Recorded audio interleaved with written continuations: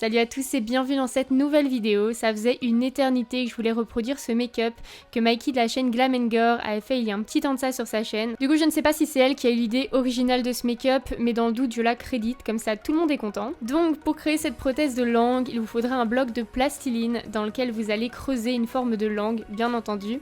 Alors il existe bien évidemment tout plein de techniques différentes pour créer ce genre de prothèse, mais celle-ci est selon moi la plus abordable et la plus facile. Pour cette étape, et ce que je trouve le plus simple, c'est de sculpter le dessus de la langue dans le fond de la plastiline.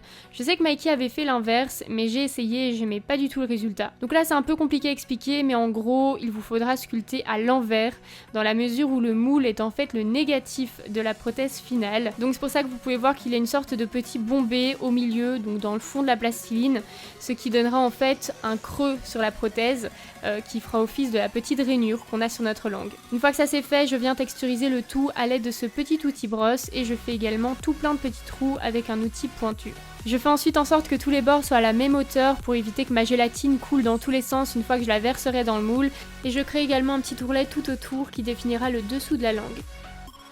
Ensuite je crée de la gélatine, donc pour ça je mélange une dose de glycérine avec une dose de gélatine et une dose et demie d'eau. Je mélange bien le tout et le colore avec un petit peu de faux sang et de mon fond de teint habituel pour y donner la couleur d'une langue.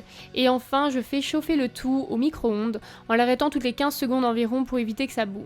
Une fois que c'est bien chaud, je verse le tout dans le moule et comme vous le voyez, le fait d'avoir créé les petits ourlets va empêcher la gélatine de couler de partout. Alors il m'a fallu une dizaine d'essais avant d'arriver à une forme de langue qui me plaisait, mais bon je suis vraiment très perfectionniste, donc ne vous en faites pas si vous n'y arrivez pas du premier coup, c'est même tout à fait normal de devoir s'y reprendre à plusieurs fois. Une fois ma langue démoulée, je coupe les petits excédents avec des ciseaux et voilà le résultat. Il n'y a plus qu'à enfoncer une fourchette ou ce que vous voulez dedans et de rajouter du faux sang. J'espère en tout cas que cette vidéo vous a plu, je compte vous en faire tout ou plein pour Halloween, donc n'hésitez pas à vous abonner à ma chaîne pour ne pas rater les prochaines et n'oubliez pas de laisser un petit like sous la vidéo pour me soutenir. Pour ma part, je vous fais tout ou plein de bisous et vous dis à très bientôt dans une prochaine vidéo.